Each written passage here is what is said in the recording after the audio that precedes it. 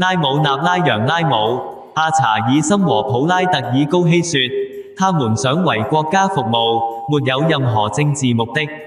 他們只關心國家的福祉，真正真誠的人非常少。河水自然流淌，不求名聲，太陽履行其職責，也不是為了名利。既然我們源於自然，我們也應當為國家的福祉而努力。我告訴他們成立一個委員會，我自己也成為了會員，並繳納了會費。他們希望我擔任主席或會長，但我告訴他們，如果我擔任職務，可能會影響我做事。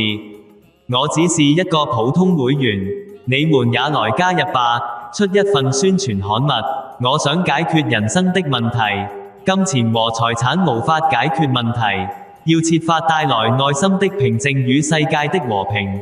我們的哲學和活動應該傳播到全國各地，請你們加入並一起努力。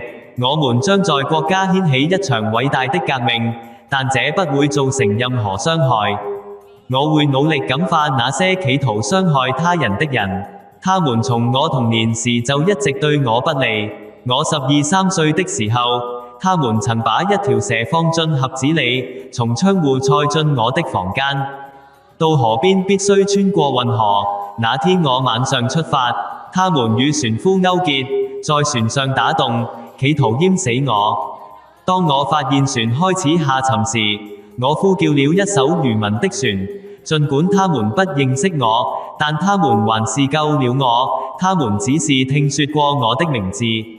後來，那位逃跑的船夫來找我，想要皈依我，而那些曾經迎蛇的人也來向我道歉了。